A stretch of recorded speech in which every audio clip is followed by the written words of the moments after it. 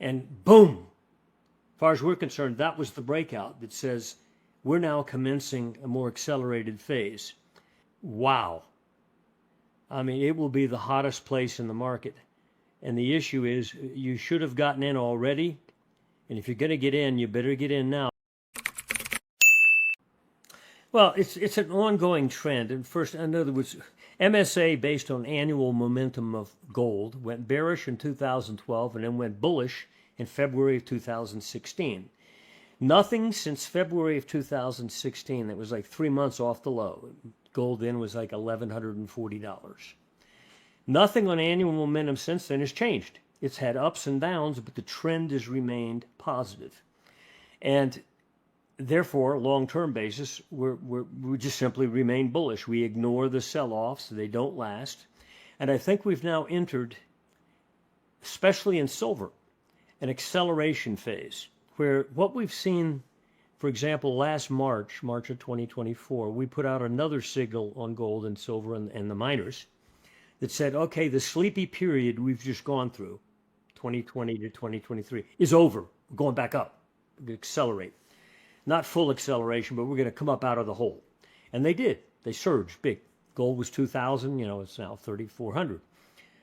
Silver was 25, 26, it's now 37. Okay. There was a pause, though, for example, in the silver market. If you go back to last May, silver got up to $32.70 in a surge. And then it went more or less sideways, but in a widening type pattern of up, down, up, down. But you could draw a line from May of last year across the next year of action, and it simply cut right through it. Silver went above it, went below it, but basically it was nothing. Silver held its own.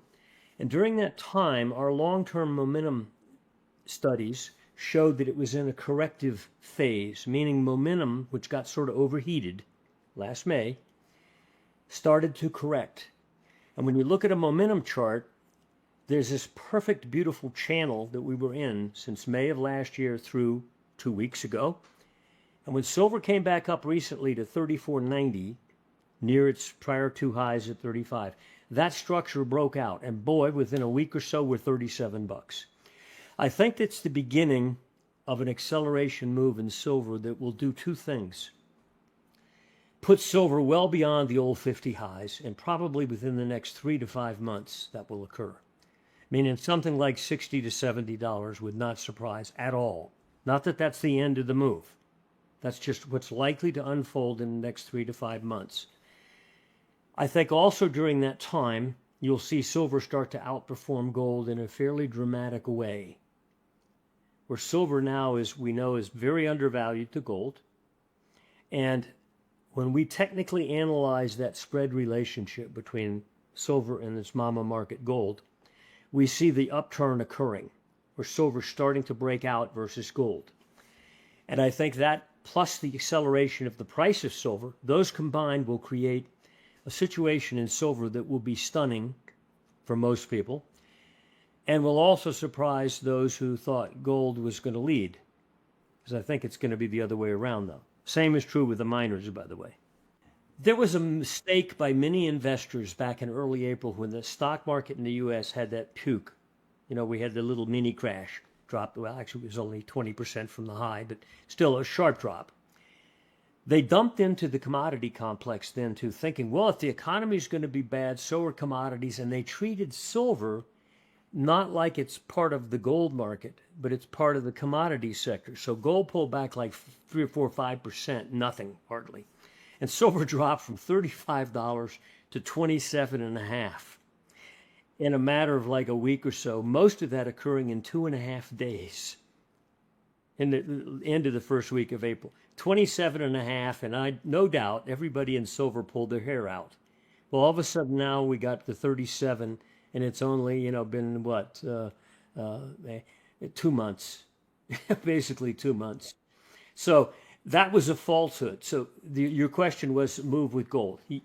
Silver, I think, suddenly realized, oops, I don't belong down here. I'm not a base commodity. I'm coming out of here, and it came out in a vortex manner. And by the way, so did commodities. They came up out of the hole as well. And I think that was a statement that anybody paying attention should realize. Silver is part of the monetary complex. It is a money. And don't be trapped by those occasional times when it seems to say, no, I'm not, because it ultimately will track with gold. First one was the GDX spread versus gold. And what we did is we went back to 2015 on that chart, which is what? That's when both of those markets made their net price bear lows in December of 2015. And we plot month to month, where did GDX close in its relationship to gold? Meaning we divide GDX price into the price of gold, express it as a percent. And therefore, that's the chart. In fact, there's two charts there. One's a momentum chart below the top chart, which is the spread chart. But you'll see that since 2020, over the last 10 years at least, there's been a couple times when GDX got up to the upper range of that spread chart. But in 2020, it got up there again. And then since 2020 through just recently, the miners have, while they've risen in price, they've underperformed gold. They've not matched its gains on a percent basis. But that spread is breaking out now. And it's a pretty good, clear trend line you can see on that spread chart, where since 2000, so 4 full years of pulling back on the spread, if that were a price chart, the top chart, you'd say, I won't buy that. It's breaking out. And the momentum chart below is even doing more so. It's even stronger looking. So what we're arguing is now that not only will the metals likely accelerate in their price advance, percent gain month over month, but GDX will beat gold. The miners are coming back. There's another chart I sent you that goes back to the 1980s. And that chart shows the monthly closes of the XAU index, which has been around since then, which is the Philadelphia Gold and Silver Miners Index. And what we've plotted there is each month's close of XAU in relation to an ounce of gold. Okay. And you can see that from the 1980s through about 2007 or so, that spread remained in a range with lows at around 17.5%, again, dividing XAU into gold, and highs up around 30-something% over. So that was its ground then. That's where it lived, in that range, up and down, up and down. But then when the bear market started, actually before that, the spread started to break down through the bottom of that range that you can see, again, around 17.5%. And sure enough, the bear market in both miners and gold followed in the couple years that followed. That spread collapsed into 2015 down to like 4-something%. Okay, this is something that had existed in a range from 17.5 to 35, and it dropped.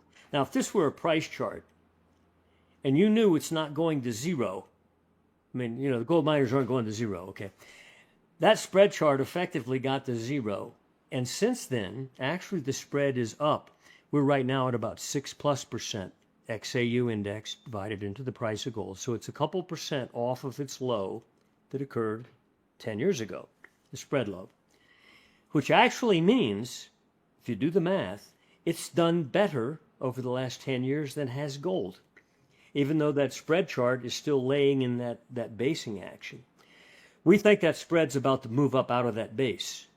Okay, let's assume that's true. Like the evidence I showed with GDX versus gold. Okay, XAU, same story.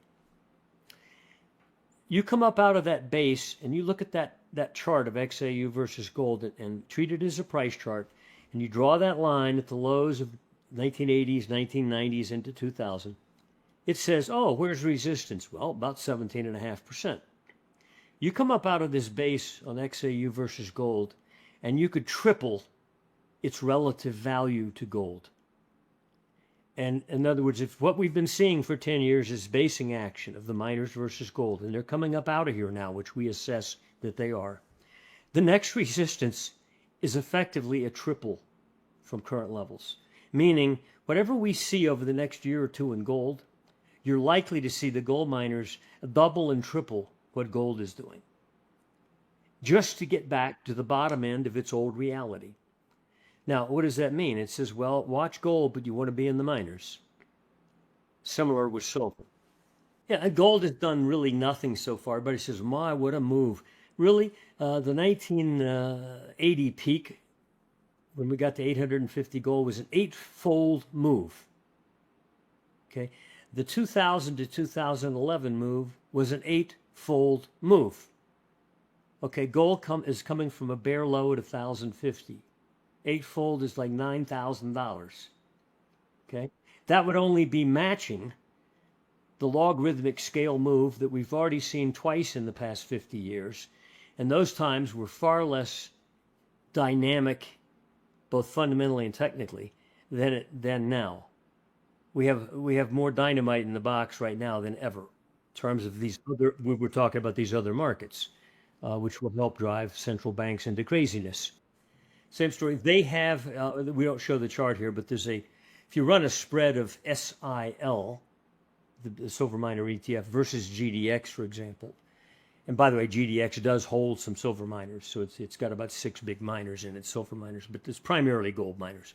If you measure that spread, silver miners are starting to assert themselves, and they're not quite at a breakout level, but there is a level that we update usually about weekly, where the SIL versus GDX breaks out of a pretty good looking base, such that at that point in time, when that occurs, that will be further fuel in the tank, indicating something's going on here. Money is moving from the gold miners into the silver miners, just as the money will move into silver, vastly undervalued relative to gold.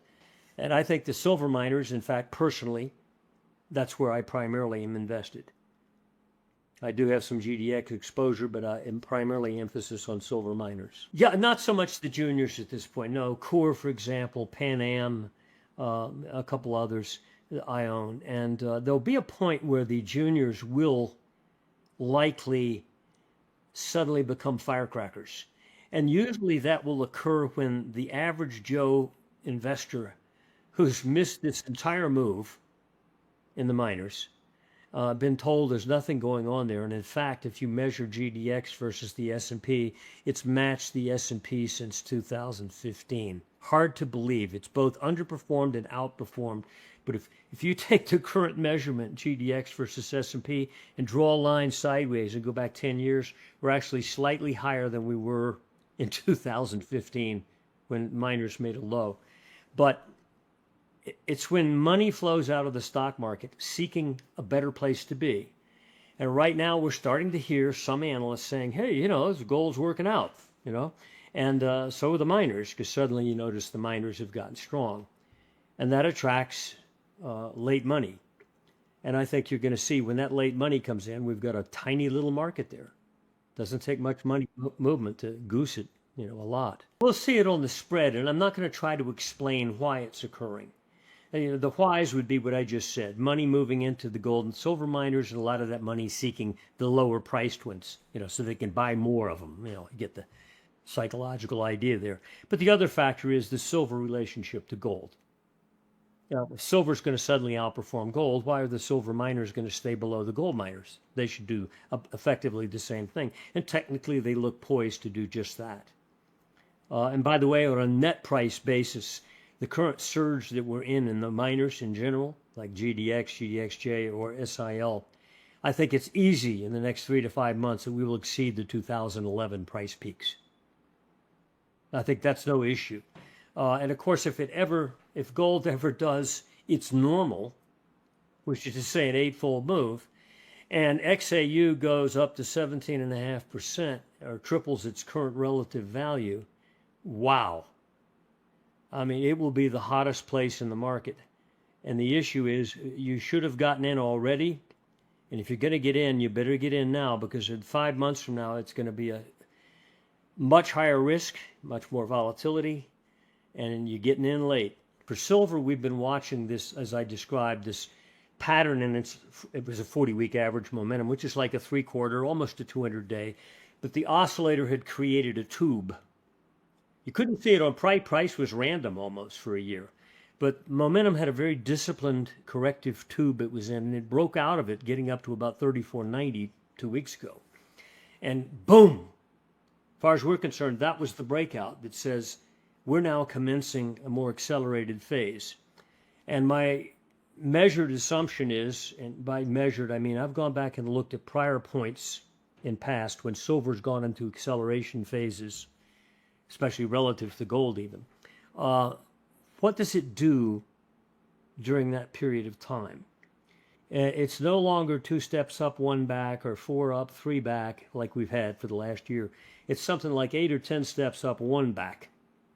In other words, the market totally changes its nature and tone, and it fools a lot of people because a lot of people take these everyday measures they've got on their computer for free, RSI, MACD, and they say, oh my God, silver's too high on RSI. Well, it's been measuring silver over the last year or 2 or 3.